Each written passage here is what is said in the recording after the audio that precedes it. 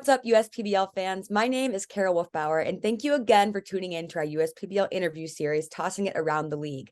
For our Mammoths fans today, we have Taylor Grzelakowski, the manager of the Westside Woolly Mammoths. So Taylor, I know you're a busy guy, still coaching college ball, so thank you for taking the time to join us today. Absolutely. Thanks for having me. Now, for some of you diehard fans of the USPBL who have been with us from the start, you might remember Jelly as a unicorn back in 2017 until he got signed about halfway through into the season to the Minnesota Twins organization. So you are a USPBL success story, and really happy to have you back here with us. Glad to be back. So first, just tell me a little bit about your experience personally playing in professional baseball.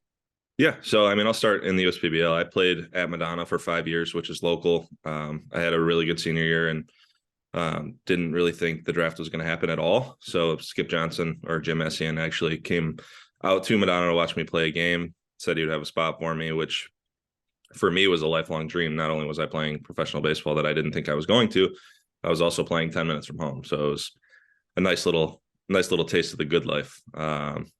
Played 29 games, I believe, with the Unicorns. Had the time of my life. I loved every single second of it. And then, I got signed July 29th or July 30th to the Twins. And then I spent 5 years in the minors with them. Yeah. What was it like in the Twins organization for 5 years in the minors? Really cool. Really cool. And even now, I'll just watch a random game and I'll have one of my friends on in the big leagues, on TV, watching them pitch or whatever it is. And now we're all sprayed around with different teams. And like Tyler Wells is one of my good buddies. He's a starter for the Orioles.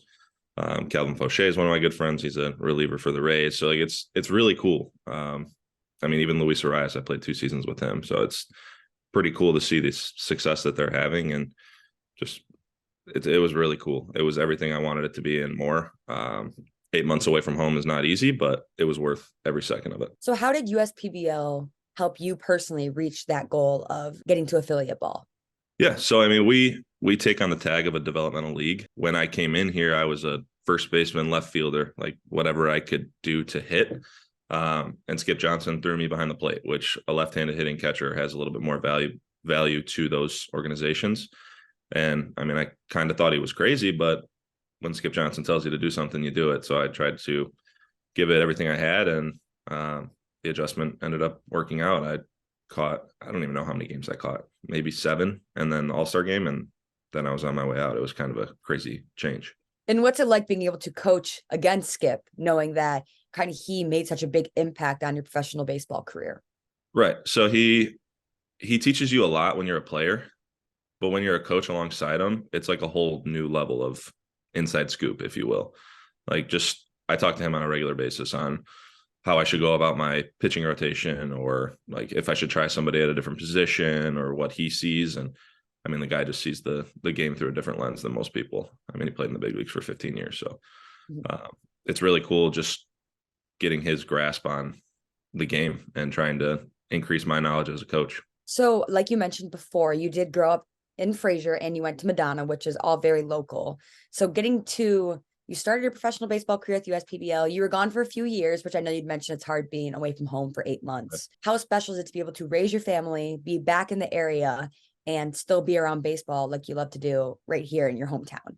It's the best thing ever. I'm the head coach at Macomb Community College. Just got that in August, coaching the Mammoths too. It's pretty much my seasonal end for college, and Jimmy John's will pick up. So I'm literally baseball 24/7, and it's the coolest thing ever. My wife and I just had our first son, Leo. So I'm really excited to see how he's going to be at Jimmy John's all summer. So what's it like knowing that your son is going to be able to grow up around baseball like this? It gives kids a different perspective than other kids growing up around the game. He's going to get to see these guys every day, get to watch his dad be a manager. So how special is that to you, knowing that this is going to be a major part of your son's life? Right. It's really cool. And as he becomes of age, I would love to have him in the dugout with me, like stuff like that. It's going to be so cool that most people don't get to do. And that's part of the good thing about Jimmy John's. Like, it's from a baseball standpoint, it's pretty low stress. Like, we're just trying to make sure that everybody's happy all around, right? Like, as a fan at Jimmy John's, you're not a number, right? You're not ticket stub 780, right? You're an actual person, a fan. Like, we're trying to give you the best experience possible, whether you're taking pictures on the field or petting JJ. Like, it's just different. It's a next level family experience, and being able to bring my own piece of my family into the family experience for hopefully a lifetime is pretty cool. Well, I know people love watching the Mammoths. They have like a special pizzazz to them. I'd like to say you guys are one of the more fun teams in the league. Whenever I'd work the cameras, it was fun to get you guys in the dugout because they were always doing something different. So how does it feel to keep that childlike love for the game? Because it's important when you get to professional baseball or even college ball, you might lose it. Right. So getting to watch those kids, getting the guys be silly and enjoy the dugout, how does that feel getting to be the coach behind all of it? Really good, because it's once you start professional baseball, baseball becomes a job. It's not just playing because you love it. I mean, you are playing because you love it, but it's also a job.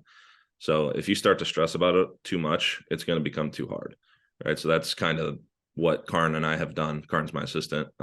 We just try to make it fun and loose and try and keep the stress away from them. That way they don't start to stress. This game's too mental.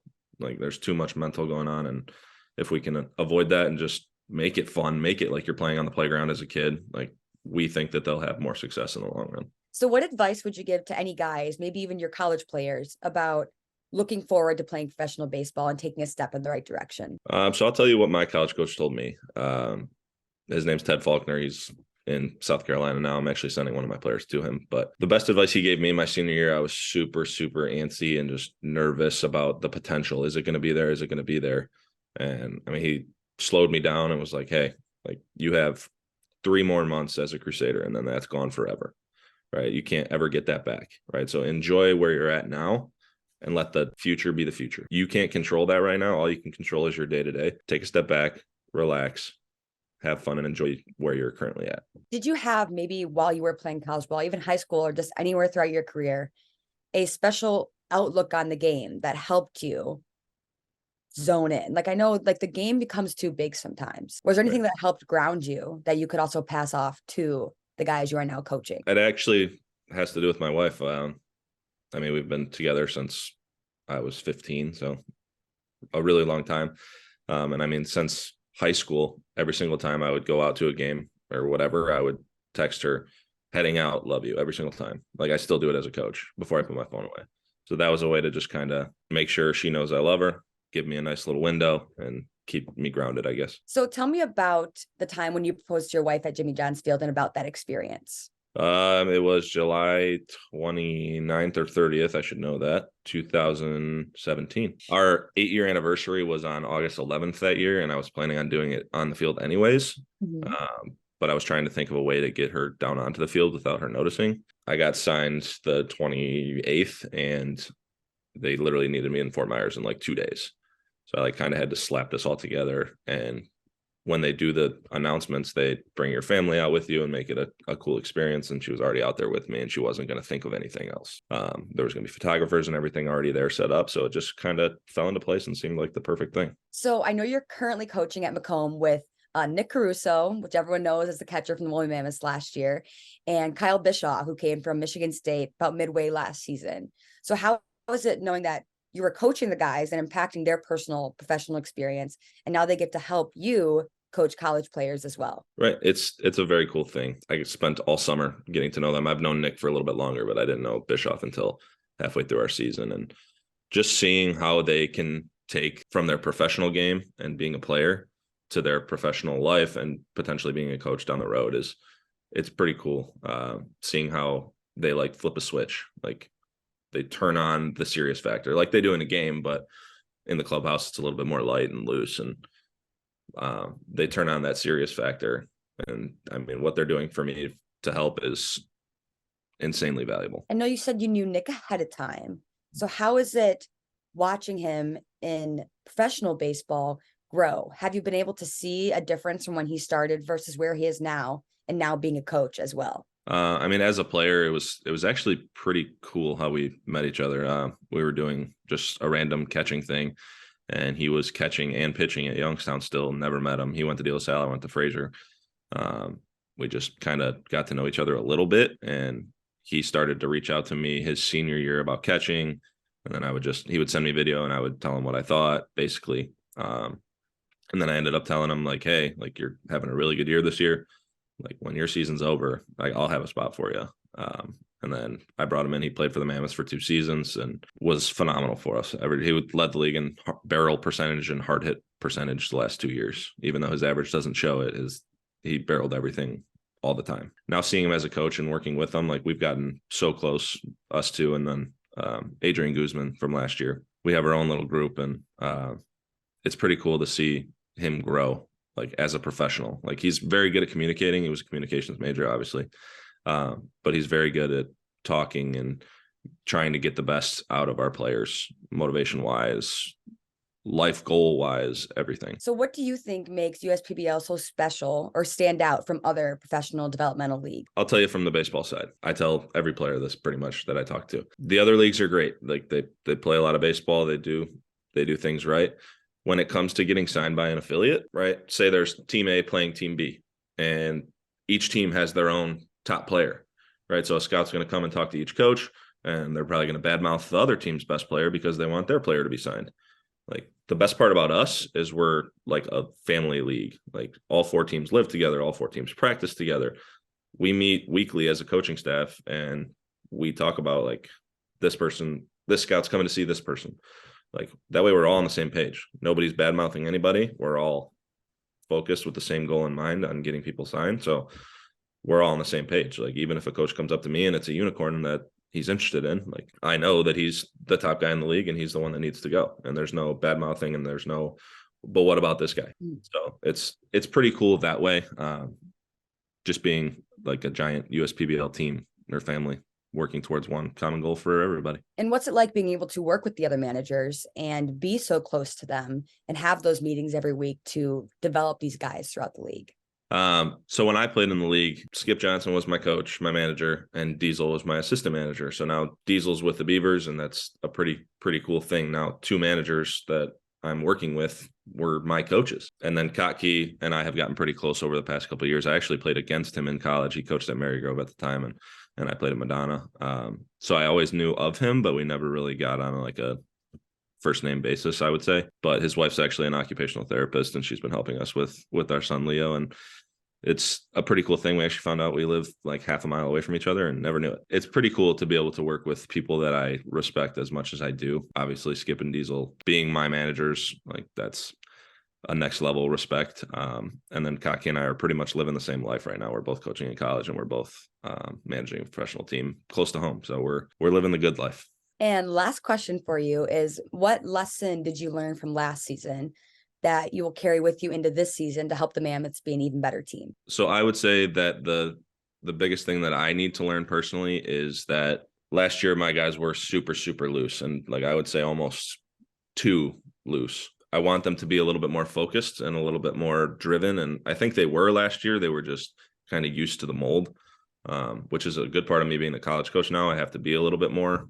like assertive so I can kind of find the in between, like not too nervous, but not too loose at the same time. So I keep them right in the middle is going to be the goal. Well, it's great talking to you today, and I'm sure the fans are really excited to hear from you as we head towards May 19th. Can't wait. Go Mammoths. Today, we have Eastside Diamond Hoppers manager Ryan Kottke with us today. And last season was his first as the Hoppers manager. So we're really excited to have him back for his second season. Ryan, thank you for being here with us today as we're counting down to opening day. Thanks for having me. I'm looking forward to getting back out on the field and, seeing the fans and getting the players back in camp. It's exciting time. So what are you looking forward to most this upcoming season? This coming season, I'm looking forward, when I came in spring training last year, it was really a goal for me and John Dombrowski Diesel to build a roster that had talent but was on the younger side. So having that thought process coming back into this year with just our core group coming back, we do have a lot of experience coming back, and they are on the younger side still, it's pretty exciting for myself. John, obviously, who's moved over with the Beavers, but at the same time, I'm looking forward to getting those guys back and seeing what they can do in a full year with us having confidence in it, with the staff, the USPBL staff having confidence in us to put them back on the field. It's exciting. So the Hoppers do have the biggest returning roster, and you did mention that before. So team culture coming from last season and coming into this season, planning to change some things, continue the culture while bringing in new guys. Tell me about your plans to continue the vibes from last season or change them. It's a continuation of last year with the guys that we have coming back. I think they're comfortable with myself and our assistant coach, assistant manager, Mike Rice. Those guys coming back and understanding what we want for them and what they want from us is huge for them mentally coming in to a pro season where, you know, it's a number, or excuse me, it's a number driven business where if they're not putting up numbers, then, you know, unfortunately for us, we have to look for the next upcoming talent to keep on moving on. Just like, you know, last year with Pierce Banks and trying to refill his position in the rotation. It was tough, but at the same time, that's what we're here to do. And I'm excited for the culture to keep going that we were able to build in our clubhouse last year. So you talked about coming in from last season. It's professional season. Yeah. It's different than college ball. And you did play professionally for 5 years. So tell me how playing professionally has helped you coach now professionally as well. I know exactly what these guys are going through. You know, I was a very good high school player. I was a very good college player. I was a below average professional player. And for me to understand what these guys are going through on a day-to-day basis, especially at the independent level, and trying to help them along to not make the same mistakes that I did, to, you know, to just try to guide them a little bit more on the field, off the field, but at the same time, just making sure they're comfortable mentally, because it's a game of failure. It really is. And understanding that you do have your manager, your coaches, the USPBL staff in their corner. It's huge. It's huge just in all aspects of the game, just understanding that the confidence that you can have in the people that are above you, and to go out there together and to really make something happen special to try to keep this dream alive for these guys is awesome. So you talked about the mental aspect of the game, and baseball is a game of failure, so it can be very difficult. How do you help the guys overcome that aspect of the game? And many players before, previously in our series, have mentioned the chaplains or just different ways that they have tried to overcome that mental aspect. So tell me how you try to help them as well. I mean, it just kind of going off of the last question too, is just, you know, anything they can do, anything I can do and they can do together is huge for them. You know, I know that you guys are walking around during batting practice and stuff like that. I always got the tablet out, and if they want to talk about it, you know, with me, or they just want to watch it, that's fine. You know, again, we're here to help them move on in their careers. And, you know, I know the guys are really close with Mike and Derek, our team chaplains. I just talked to him a couple of days ago. I know Whit Hughes went out to lunch with Mike yesterday. So, you know, going back to a couple of questions ago, the culture that we have in the clubhouse is really, really cool. I mean, you're an athlete. It's something that you can't fake it. You know, it's truly organic, and that's what the guys have brought, and they've helped me along in this process. You know, coming back into my second year, Joe Burke was sending me, you know, songs that he wants on our clubhouse playlist. I mean, it's a cool dynamic that we have. I'm looking forward to it. And I know you do have some good relationships with your players as well, like Whit Hughes, you had mentioned. He is helping you coach at St. Clair Community College right now, correct? He is, yes. Yeah. So what is it like coaching with him while also coaching him throughout the summer? You know, we separate ourselves from, you know, the college season and the professional season. And it's one of those things when he actually signed on to the USPBL before I got the manager's job last year. So, you know, when I got that job, the first conversation I had with him was that, you know, the congratulations and everything. But at the same time, there's always going to be that possibility that where I have to make a tough phone call, you know, and that's just the nature of the business. And I'll remember this to the day that, you know, he's done, you know, playing in the USPBL or done in his career is, you know, the relationship that we were able to garner with the 4 years at SC4. And then, you know, saying, hey, Skip, there's nobody else I'd rather have release me. Hopefully it never has to come to that. But at the same time, just knowing that you've earned their respect as more than just a coach, as a man, that's the ultimate goal here. And you did grow up in the area. You are from Sterling Heights, Michigan. Yep. So tell me how you think Jimmy John's Field impacts the Macomb County area. I don't think you can actually put words on it. You know, from my personal experience to helping out in spring training from the very get-go in the inaugural season in year one, when, you know, there was, showcases at the Dome just because the field wasn't ready yet, to now seeing the growth of the league and where they're at and to be a part of it. You know, one of the things that I truly appreciated from last year was just having my kids on field and playing catch with them pregame. Can't replicate that. You can't fake that anywhere. And to have them 10 minutes away from my house is awesome. To have my buddies that I grew up with, or I played softball with when I was done playing, you know, have them bring their kids to the games, you know, the hoppers signing, you know, balls for them and taking pictures. And there's no words you can put on this just because of the experience that I'm able to get. And this is a selfish answer because it's cool. Not every, professional manager gets to be in their hometown, but I do. And it's something that I'll never take for granted. And going back to, I guess, your original question is, you can't put words on it. I'm sitting here and I'm usually the gift of gab is one that I favor, and I'm struggling even to just put the words together to figure it all out, because it is such it's a special place and a special time for me as well. I know you have some young children with you and your wife right now. And how is it being able to raise them almost at a baseball field and watch them get to interact with the players and get to have that Disney-like experience kind of Yeah. growing up? They get to be raised in a really cool way. They could talk about their dad's a professional baseball coach. Yeah, there's certain days that I'm dropping them off in school, especially during spring training, where I'm in my Hoppers uniform, and then boogieing right to spring training, and getting the little kids to look at me like, why is he dressed in a baseball uniform? And then my son walking around like he's king of the castle. Oh, my dad's this and that. So that's a pretty cool experience. My daughter and her friends wanting to be Batgirls during the season. That's really cool. And just understanding the whole experience, what I'm able to do, and watch them grow up in that experience. It's something that you always wished about as a little kid, boy or girl. Just oh, I wish I could do that. I wish I could do that. And to actually have my kids experience that is, again, no words. There's really no words. So as you are coaching college baseball, is there anything you can tell the players currently, your college players, about if they're aspiring to be a professional baseball player? Any advice you can give them? It's not so much me. I've had the relationships that I was able to build last year with some of the, a lot of the Hoppers guys, but even, guys outside the Hoppers, Dakota McFadden, he came up to a fall ball practice. He was actually my son's favorite player last year, go figure. But at the same time, Dakota coming up and being at a fall practice and staying up there for 4 or 5 hours and just talking with the guys, Derek and Harry both coming to fall stuff, or excuse me, winter stuff, and talking with our pitchers. Pierce Banks being around from last year and talking with the guys. I mean, it's not so much me because they hear my voice every day, but the guys that they come to the field, come to the stadium to watch, what I'm doing. But at the same time, they're sitting there and watching professional baseball. Now to have that interaction with those guys at a practice and realize that, they've had to go through some of the same struggles that they are, the battles that they have mentally as just a professional athlete or a college athlete. Everybody goes through those. And, especially in our sport of failure where, we're expected, we want to be perfectionist. It's nice to have that lean back on myself, but at the same time on the guys that I'm able to have the relationships with and bring in, and to talk to those guys personally and to just understand what they do on a day-to-day basis.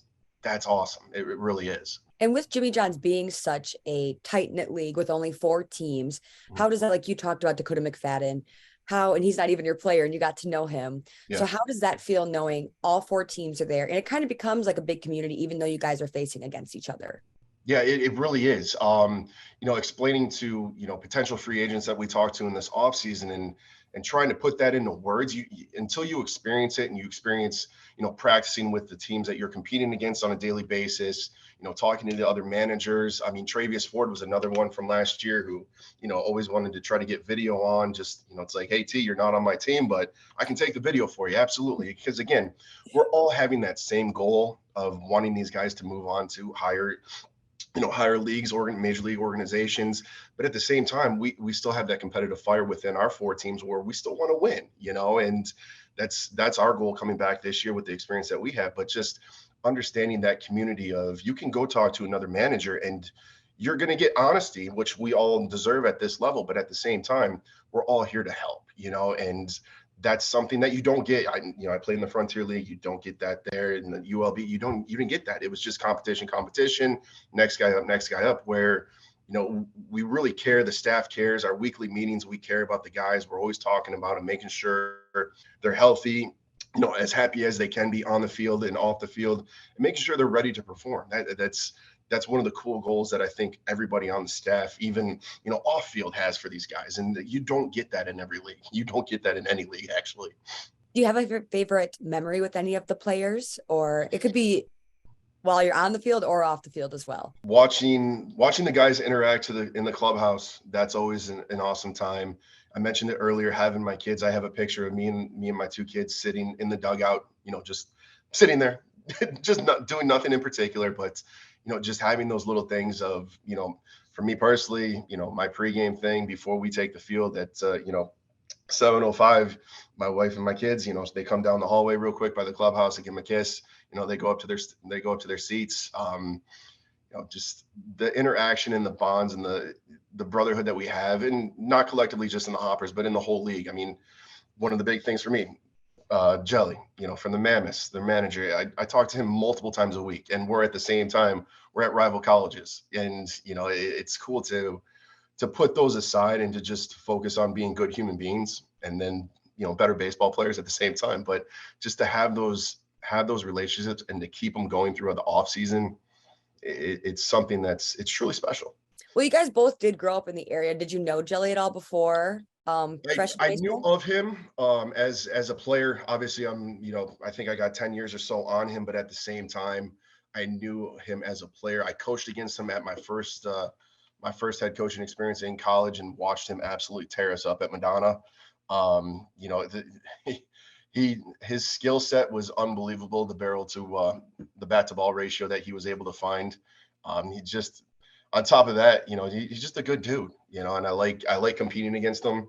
I'm not going to say what our head to head is right now in college, but good guys are up 1-0.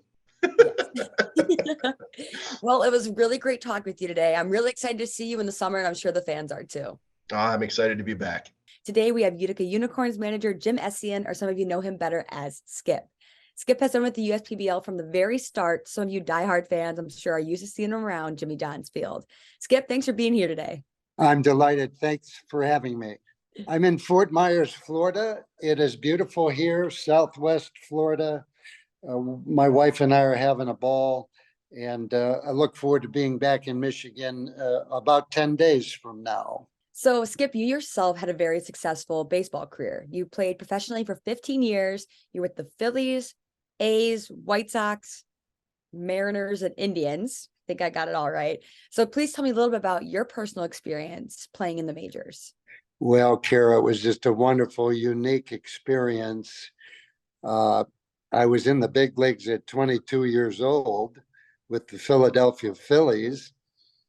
And they had to rip the cleats off of me at 34 years old. And I went into managing at that point, managing professionally for the Chicago Cub organization, the Montreal Expos, the New York Yankees, and some independent leagues as well. So what's it like having your family so involved in baseball as well? Well, the children loved it. My sons were bat boys. My daughter was babysitter. My wife was the mentor to the young wives.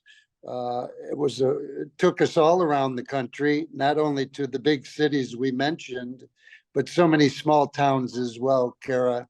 I've been everywhere, man. I've been everywhere. What was your favorite place to visit? You got to love Chicago. You got to love Philadelphia. You got to just totally enjoy the Pacific Northwest and the Seattle area, the Bay Area of San Francisco, Oakland. It's been a wonderful, wonderful experience for us to visit so many different places in our country. I also managed for many years in Europe with the Greek national baseball team. Yeah, I'm not Greek. My sister married a Greek man, and his son went on to play really good baseball and professionally.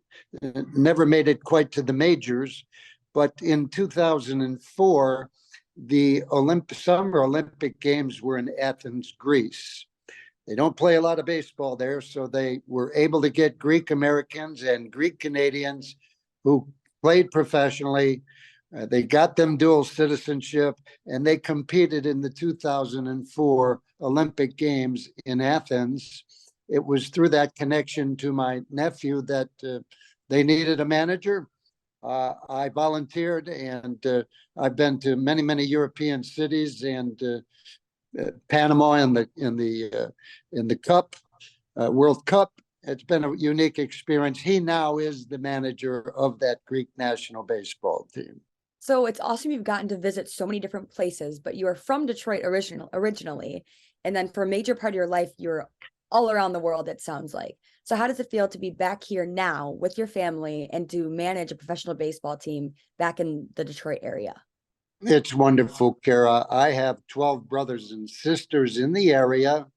They've all been out to Jimmy John's Field to watch ball games. It's wonderful for me and my family to continue to enjoy the great game of baseball at Jimmy John's Field. What a family-friendly place that is. I love it there. Delighted to be there. Honored to be there. And certainly working with Andy and Dana and all of y'all in the front office and all the different coaches and managers, it keeps me young. So you've been with USPBL from the very start. And how do you feel like the league has progressed since then to where we are now in 2023? I was there at the beginning, and it was a great idea. It turned out to be a marvelous success. I think we're getting better every year.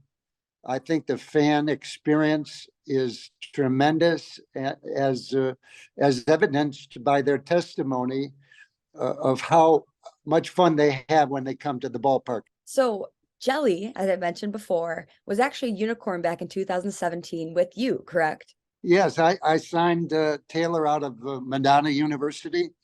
It wasn't long, and he was picked up by the Minnesota Twins organization. And to his credit, he went on to do really good things in their minor league organization.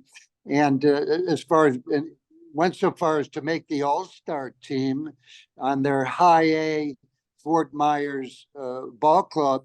He had a terrific, although brief, career, and we're so delighted to have him in the USPBL. And he's local as I am, and we're just delighted to have him. He does a really good job.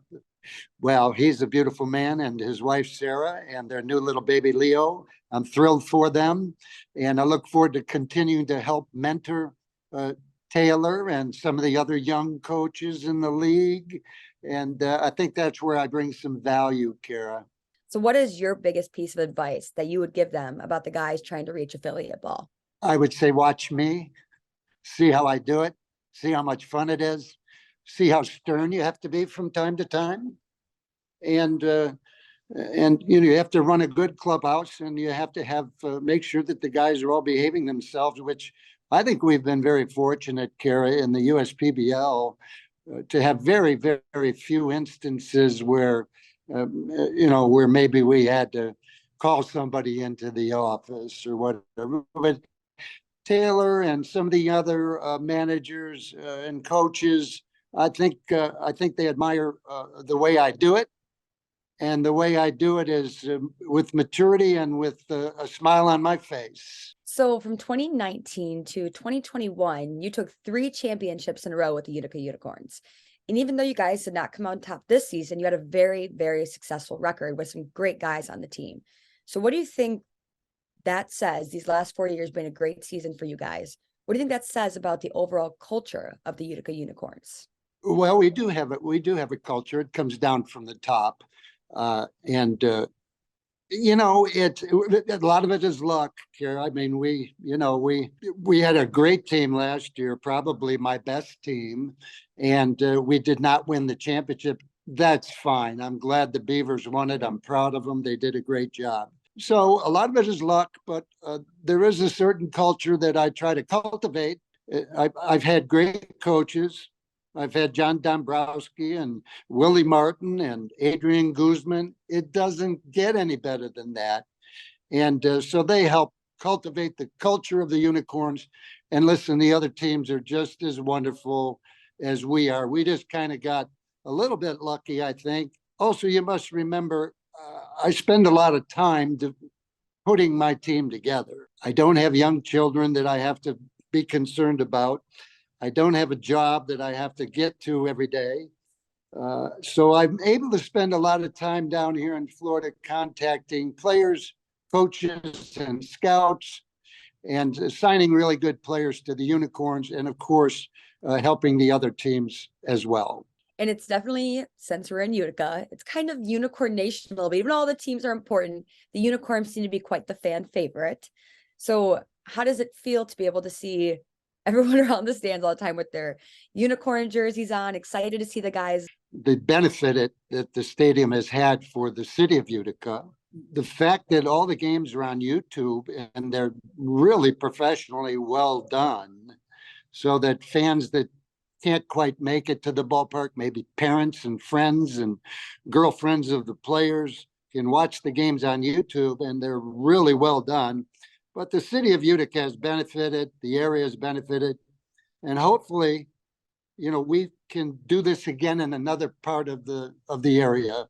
And I would be delighted to see another stadium go up, and more teams involved, and more people working, and more people going to the games. And you helped sign 16 players, I believe, out of the USPBL to MLB organizations. And how does it feel to know you were an integral part of their lives and helping them reach their dreams? Well, if you take Randy Dobnak, for example, I'll try to keep this short, but he went to school with my son Daniel at Alderson Broaddus University in West Virginia. When the draft was completed after his senior year, I called him and said, "What are you doing?" He said, "I'm driving an Uber." I said, "Well, come and pitch for me." And reluctantly he did. And a month later, the Twins signed him, and he's had major league time now. So we're guys like that, and there's been others, and it's just such a thrill. A guy like Taylor Grzelakowski, Adrian Guzman, they've gone on to play professionally in a major league organization. You can't take that away from them. You're still coaching this long into your life, and you've been around baseball forever. So it's going to be hard to put into words, but what has baseball truly meant to you throughout your entire life?